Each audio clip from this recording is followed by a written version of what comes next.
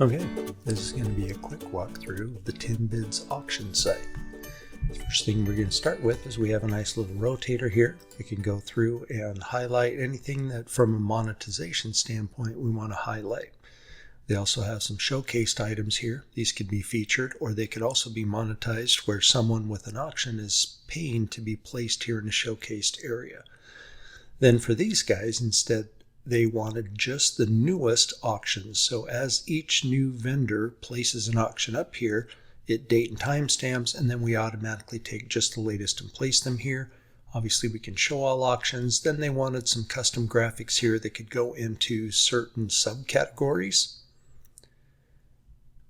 At the very bottom, they've got some other things about news and FAQs and about us, shipping policies, some other things that can happen for SEO purposes as well, social media links. If you want to go in and browse the auctions, obviously you click in browse and it'll bring you to all of the live auctions where you can sort by certain different parameters. They have all the auctions here in the grid view.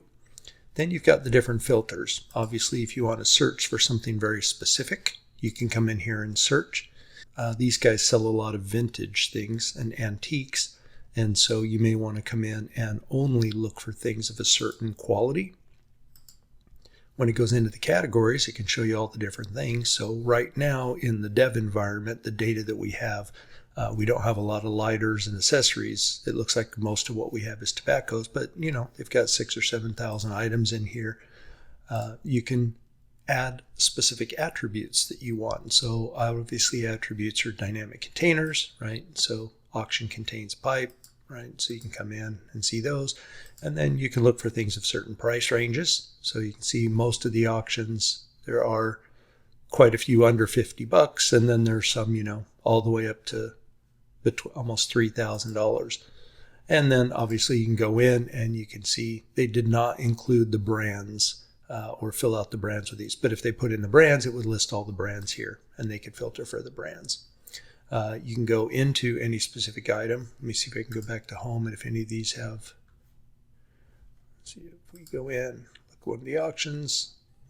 So you can come in, see one of the auctions if there's much information. They've got the social media. You can see the bid history here.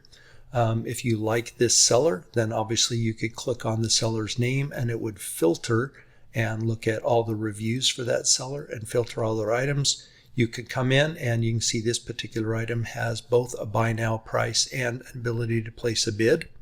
You can see what the next bid is. When they set this up, there are different bid increment profiles.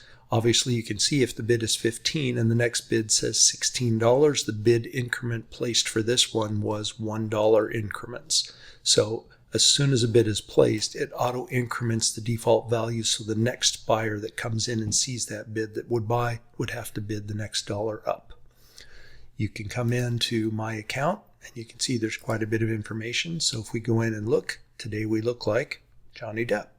So we've got all our information here. We can update our password. We've got our profile, our digital wallet, my reviews. So this is both a buyer and a seller dashboard. So these would be my these would be my orders that I've placed, that I've purchased, and my invoices that I have to pay, my watch list of items that I might be watching, any current bids of items that I'm bidding on, and then my buyer auctions. So these are auctions that I've won, and then these are auctions that I've lost. You can see I don't take losing nicely, so I win everything. And then these are my seller auctions. So these are items that I've sold. These are auctions that are live right now. And then these are auctions that have ended or expired that I may have to go in and repost, lower the price, whatever I want to do. So if I want to add an auction, I can come in here and add an auction. And then this is where it's got the information. So now I can come in and add, and you can see this is how I would add an additional buy it now capability, right? So it can go into the buy it now category. I have to select at least one category. So I can put it in multiple categories, whether the auction contains a pipe or not.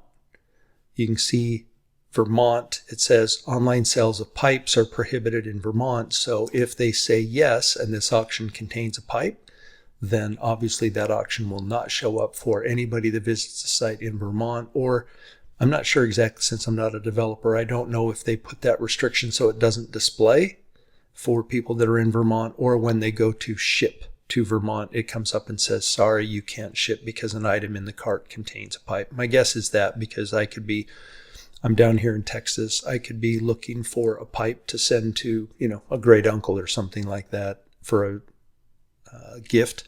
And if they were in Vermont, I couldn't ship it to them. Obviously the duration, starting bid, buy it now price. If you want to allow buy it now, reserve price, wait. And then if you want to do shipping sizes, and then you can include your picture. So we made it really easy with just a single form for 10 bids. So that's a quick walkthrough of the 10 bids. You can see here also at the top, we're going to allow multilingual.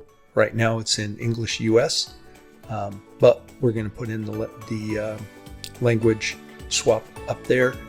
You also have a global search for the whole site. So anyway, that's a quick walkthrough of the 10 bids auction site. I hope you enjoyed that.